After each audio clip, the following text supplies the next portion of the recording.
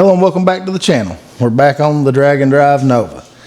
And I really haven't said what the plans are, but we actually have entered a Drag and Drive event, and it's on November 11th. I know that's a little ways away, but gosh, so is the car. So what we have is a 73 Nova. I think I've said that, but I'll kind of go over the combo. It's a 427 cubic inch big block. We paired that with a 4-speed. Diaphragm clutch, 9-inch Ford. Car's got like a 513 gear. We're going to pull that out and probably go with a 370. Also, the 9-inch Ford has 28 spline stock axles. And like I explained a little earlier, the rear end's a little offset in the car. Part of it's to make the driveline not hit the trans tunnel, so they kind of moved it to the driver's side more.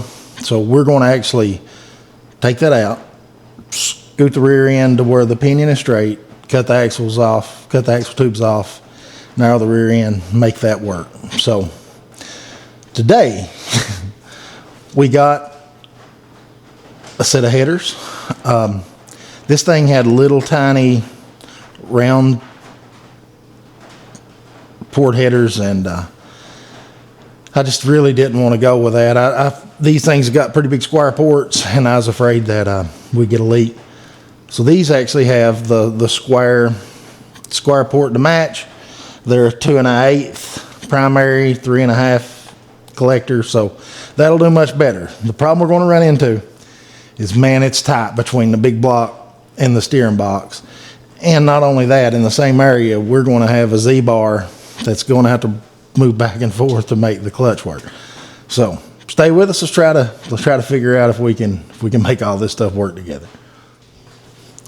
As you can see here, the header to the steering box is pretty tight, and actually it's going to get tighter because this mount's not actually connected yet. And then we're going to have a Z-bar mount that's going to hit somewhere in here that's going to actually function the clutch. So it's going to be a pretty tall order to get all this to fit in here.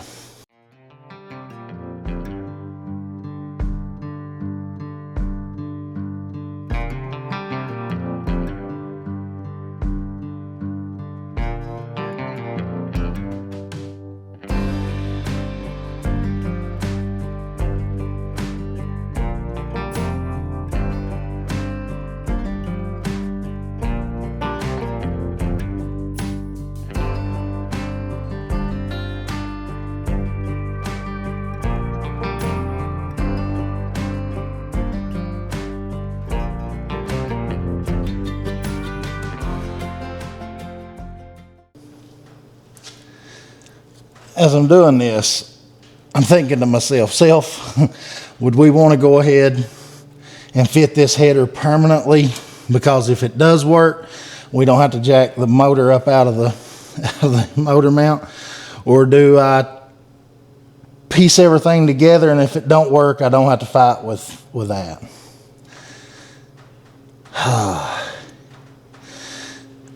I'm kind of thinking I assemble it fully, because this would be the only thing that would be mocked up, would be the header. It either fits and works, or it's got to come apart anyway. So I think I'll just go ahead and put it on permanently. Now I know, out of the 35 people that watch this channel, I'm probably going to get bashed for this, but I've had terrible luck running like header gaskets in the past, so I choose to use silicone, and I've had the best luck out of gray. I know the copper's probably a little more heat rated, but I'll just be completely honest, I've never ever had trouble out of gray, and it may be this time right here, but until I have a problem, that is definitely what I'm going to use. Just going to put a little bit around each port. like I'll end up using these headers regardless if they have trouble or not. I'll cut the tubes and change whatever needs to be changed.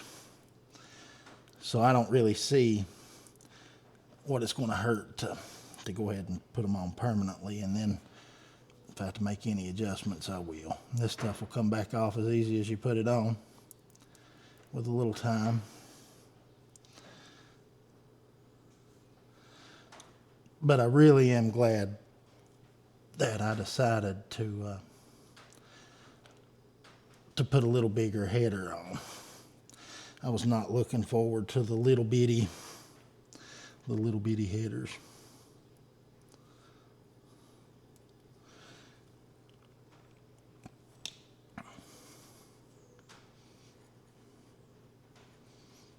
Nitrous motors need to breathe. And I know they make a lot bigger than these, but it's really not that big of an engine, so.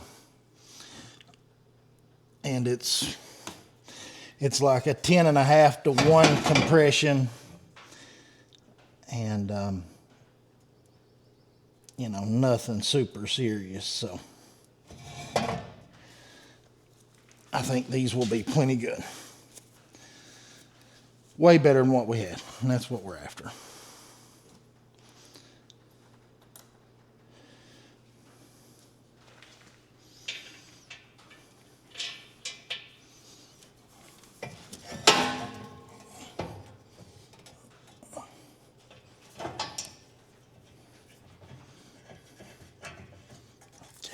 Start right here. We'll get this one started.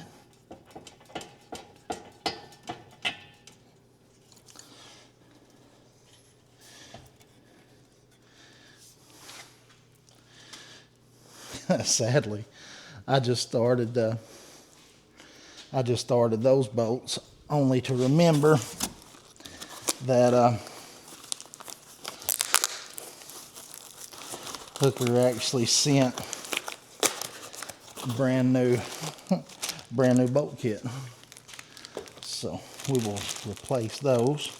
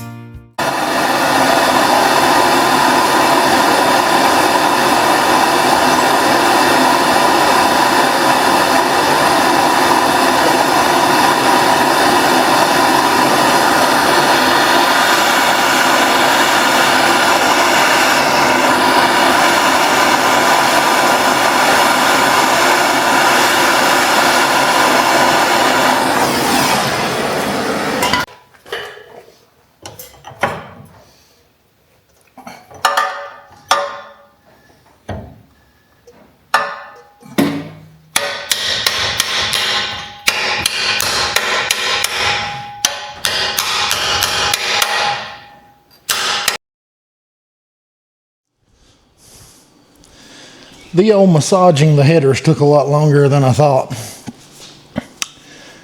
Engine Masters did an episode, and they showed that beating headers really don't affect horsepower, and it's a damn good thing because those are beat. But the headers are on. The cross member is actually hooked up under the car, so that's officially like where it's going to stay. Got the motor mounts all lined out. They're bolted in. It's got new plugs. Now I'm just putting like the water pump and the alternator, getting ready to put the core support back on, hook the radiator up, and I'm probably going to fire this thing off. Kind of see what the new headers sound like. I'm kind of excited. But I'll get the carburetor on it, get the core support, get some antifreeze in it. I've already filled it up with oil, and it appears the oil pan repair is fine. So we'll go from there. Stay with us.